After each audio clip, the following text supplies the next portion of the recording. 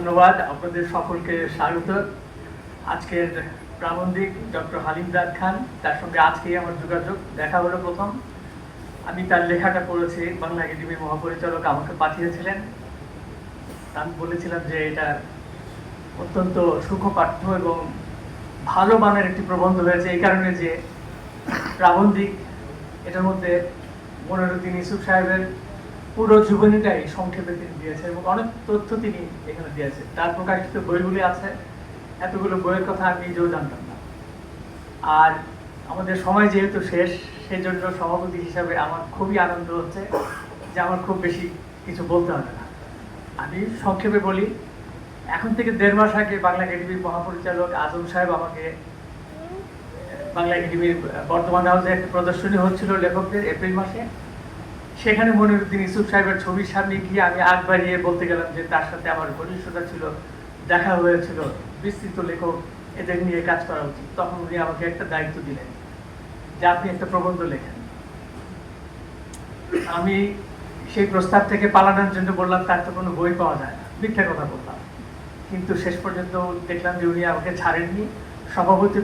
সভাপতির আসন অলঙ্কৃত করার জন্য যে সম্মানিত করেছেন, আমি মনে করি যে এটা এরকম হতে পারে যে বাংলা একাডেমির হয়তো একটা দায়িত্ব মনে হয়েছে তার পক্ষে, যে আমাদের মতো নবীশদের, যারা অনেক স্মৃতি জানে লেখকদের এবং তাদের সাথে যার দীর্ঘ পরিচয়, বন্ধুত্ব, যোগাযোগ, ক্যামেরার সামনে তাদেরকে সমর্পণ করানো এবং তাদের মুখচ্ছবির ইতিহাসকে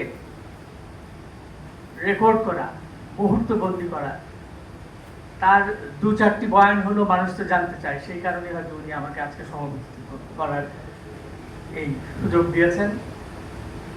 আর জাভেদ হোসেন যা বলল, তারপরে আপনারা বুঝতেই পেরেছেন যে নাসির আলী মামুনের মুখের কোনো কথা শোনার আপনাদের দরকার নাই। তাহলে আমি কি বলবো? আমি আসলে কিছুই বলতে পারবো না, বলার যোগ্যতা আমি রাখি না, সত্যি কথা। কিন্তু আমি আপনাদের দেখাতে পারি, আমার জাতিকে আমি দেখাতে পারি। সেইটা কি? এই যে যেমন এই যে অক্ষর বা শব্দ, হাতের লেখা হোক অথবা প্রিন্টিং প্রেসে ছাপা হোক, সেগুলি আমি মনে করি না, শুধু বিশ্বাস করি যে এগুলো দৃশ্যশিল্পী। যেমন আমিও একজন দৃশ্যশিল্পী, ফটোগ্রাফার। আমি ক্যামেরার লেন্সের মধ্যে দিয়ে, ফিল্মে বা ডিজিটাল ইমেজের মধ্যে দিয়ে আমি কিন্তু আসলে সেই মানুষটির, মনিরুদ্দিন ইউসুফদেরই মুখচ্ছবির ইতিহাস আমি রচনা করি এবং তাদের সম্পর্কে আমিও কিন্তু প্রবন্ধ লিখি ওটার মধ্যে।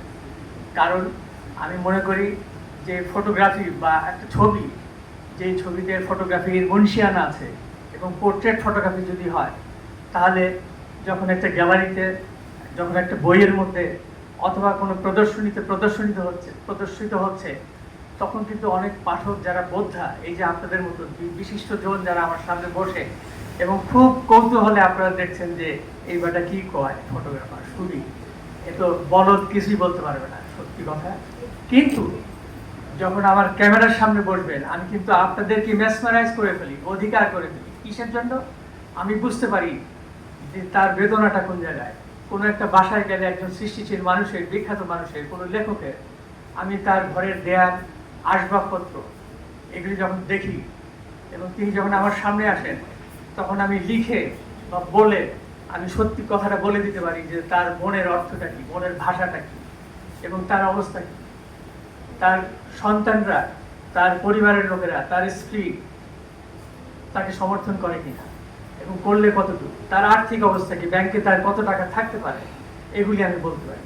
এই জিনিস কেন যেন উনি নাসির আলী মামুনকে দান করেছেন। আমি মনিরুদ্দিন ইউসুফ সাহেবের সাথে আমার যোগাযোগ ছিল, ঘনিষ্ঠ সম্পর্ক ছিল, আমি বলবো না। তাকে আমি প্রথম দেখেছিলাম এই বাংলা একাডেমিতে 77 সালে। বাংলা একাডেমি আমার একটি প্রদর্শনীর আয়োজন করেছিলেন লেখকদের, 66 জন প্রয়াত লেখকদের। সেটি আমার জীবনের প্রথম প্রদর্শনী এবং আমি সবসময় সেই কারণে বাংলা একাডেমির কাছে কৃতজ্ঞতা প্রকাশ করি বারে বারে, যে নাসির আলী মামুনকে বাংলা একাডেমি সৃষ্টি করেছিল প্রথম, সারা দুনিয়া রিকগনাইজ করার আগে বাংলা একাডেমি তাকে শনাক্ত করেছিল। ধন্যবাদ। মনিরুদ্দিন ইউসুফ সাহেব যখন আসলেন তার কিছুক্ষণের মধ্যে কাজী মোতাহার হোসেন সাহেব চলে আসলেন। উনি একা। কিভাবে আসলেন উনি? বললো যে আমি অর্ধেক রাস্তা হেঁটে, বাকিটা আমি রিক্সা চড়ে চলে আসছি, জায়গাটা চিনতাম না, জিজ্ঞেস করে চলে একা। ৭৭ সালে সেই বাংলা একাডেমির ৪ তলায় ৩ তলা ভবনের ৪ তলাটা নতুন তখন হয়েছিল, ডিজি সাহেব বসতেন যেই দপ্তরে। মনিরুদ্দিন ইউসুফ সাহেব একটু রাগ করলেন কয়েকটা ছবি দেখে, যেখানে আমার ছবি নাই কেন। তখন আমি বোঝালাম যে এখানে সব প্রয়াত লেখকদের ছবি, তা আপনি তো জীবিত। বলে ওই যে ডক্টর কাজী মোতাহার হোসেনের ছবি আছে। তখন আমি বললাম যে এরকম অল্প কয়েকজনের ছবি আছে, কিন্তু বাকি সবাই তো প্রয়াত। তো এটা বাংলা একাডেমি তালিকা করে দিয়েছে এবং আমিও মেনে নিয়েছি। তখন উনি বুঝতে পারলেন, উনি খাতায় লিখলেন, আশীর্বাদ করলেন। তারপরে আরেকটা দিনে ছোট্ট ঘটনা বলি। ডক্টর কাজী মোতাহার হোসেনের বাসায় ১১৩ সেগুন বাগান, সেখানে সেগুন বাগিচা, সেগুন বাগান, সেখানে তারা দুইজন, কাজী মোতাহার হোসেন সাহেব জাতীয় অধ্যাপক ও মনিরুদ্দিন ইউসুফ সাহেব দাবা খেলছেন। তা আমি মাঝে মাঝে যেতাম, যেহেতু আমি ডক্টর কাজী মোতাহার হোসেনের উপরে ৭৩ সাল থেকে কাজ করছিলাম। পরে উনি যখন প্রয়াত হলেন, তার একটা একক প্রদর্শনী করেছিলাম ১০০টা ছবি দিয়ে। সেইটা পত্রপত্রিকা আসেনি, সেটা ফরিদপুর মিউজিয়ামে ছিল ঢাকার বাইরে। তো মনিরুদ্দিন ইউসুফ সাহেব হঠাৎ খেলতে খেলতে দেখলাম যে তিনি অনেকগুলি চাল দিচ্ছেন, ইচ্ছা করে ভুল চাল দিচ্ছেন, যাতে ডক্টর কাজী মোতাহার হোসেনকে জিতিয়ে দিতে পারে, এরকম দেখলাম খেলাটা। কিন্তু কাজী মোতাহার হোসেন বারে বারে কিন্তু বুঝতে পারছেন এবং ধরে ফেলছেন। তখন উনি বললেন যে আপনি ডান দিকে চেয়ারে বসেন। মনিরুদ্দিন সাহেব ডান দিকে চেয়ারে বসলেন, কাজী মোতাহার হোসেন সাহেব একবার এইদিকে, আরেকবার তার মুখোমুখি খালি চেয়ারটায় উনি নিজেই গিয়ে বসে উনি দাবা, মানে এই অসম্ভব একটা মুহূর্ত। সেই মুহূর্তের ছবি আমি কিন্তু তুলতে পারি। এইটা আমার ব্যর্থতা। তখন মনিরুদ্দিন ইউসুফ সাহেব তাকে একটা গল্প বললেন যে তিনি যখন ইকবালের মাজারে গিয়েছিলেন, কবি আল্লামা ইকবাল, বলে যে তখন হঠাৎ করে একটা বাতাস, ঠান্ডা একটা বাতাস, বলে আমি হিম শীতল হয়ে যাচ্ছিলাম এবং কে যেন আমাকে চাপটে ধরে আছে, আমার বুকের পাঁজর ভেঙে চলে যাচ্ছিল এবং ছাড়ে না। বলে যে আমি ঘেমে যাচ্ছিলাম এবং বারে বারে চিৎকার করে বলছিলাম যে হামকো ছোড় দো, হামকো ছোড় দো। আবার বাংলায়ও বলছিলাম, বলে যে ছাড়ে না। আমি এই ঘটনাটা কোথাও দেখি নাই লিপিবদ্ধ, কারোর কাছে শুনিও নাই। কিন্তু আনিস ভাইয়ের কাছে তার পুত্র আমি জিজ্ঞাসা করেছিলাম, উনি কি ইকবালের মাজারে গিয়েছিলেন? আনিস ভাই আমাকে বলেছিলেন উনি পাকিস্তানে গিয়েছিলেন, কিন্তু ইকবালের মাজারে যান নাই। গেলে তো আমরা জানতাম। আমি ঘটনাটা বলার পরে উনি বললেন, মনে হয় আব্বা এটা কোনো কল্পনা বা কোনো স্বপ্ন দেখেছিলেন, সেটা তিনি বলছেন। এই যে মনিরুদ্দিন ইউসুফ, তার মতো বহু লোককে আমরা কিন্তু বিস্তৃত করে ফেলেছি, গার্বেজ ক্যানে আমরা ফেলে দিয়েছি।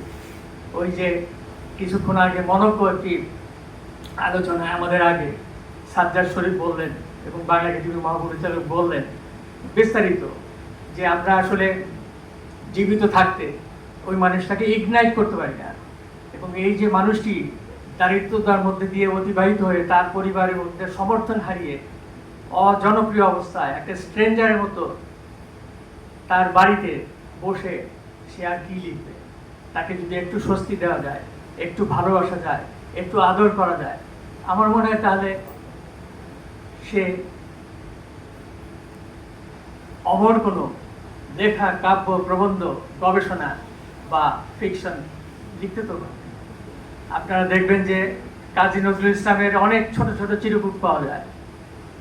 তার মতো এরকম দাম্ভিক লোক, এরকম ব্যক্তিত্ব সম্পন্ন একজন লোক শের বাংলার কাছে চিঠি দিচ্ছে, টাকা, অর্থ, 15 টাকা, 30 টাকা, 50 টাকা, অথবা তার যে কলকাতার তার প্রকাশক তাকে চিঠি দিচ্ছেন, কিন্তু কেউ কেউ সাড়া দিচ্ছেন না কাজী নজরুল ইসলামকে। এই একই ধরনের ঘটনা বহু জনের হয়েছে। এস এম সুলতান ঢাকায় অনেক গ্যালারির মালিককে চিঠি দিচ্ছেন, তার 50টি টাকা দরকার, 100 টাকার দরকার। একটা দোকানদারের কাছে নড়াইলে চিঠি দিচ্ছেন, এরকম বহু চিঠি তার পাওয়া যায়, বহু জনের।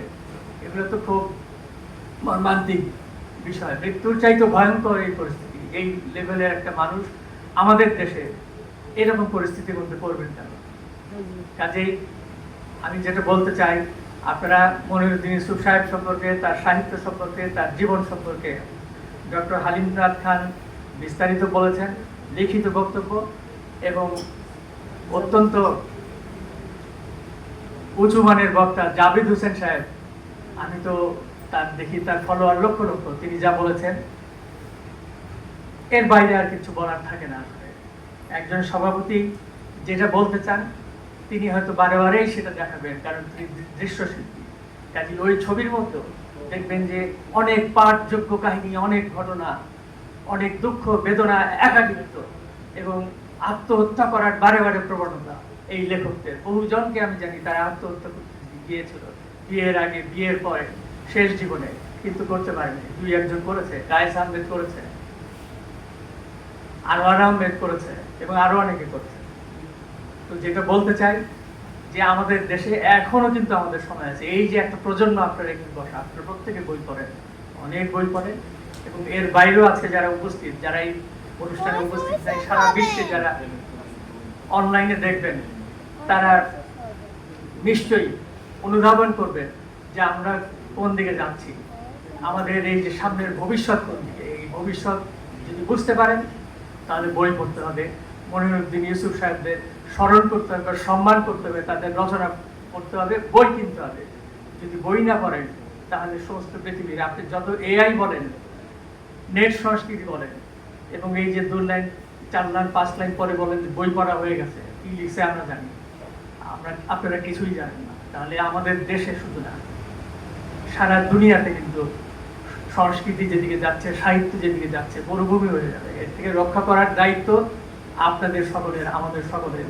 কাজেই আজকে এখানে দাঁড়িয়ে, বাংলা টিভির এই অনুষ্ঠানে দাঁড়িয়ে মনিরুদ্দিন ইউসুফকে আমি গভীর শ্রদ্ধায় স্মরণ করি, যাদের আর কোনোদিন কেঁদেও পাওয়া যাবে না। ধন্যবাদ আপনাদের সকলকে।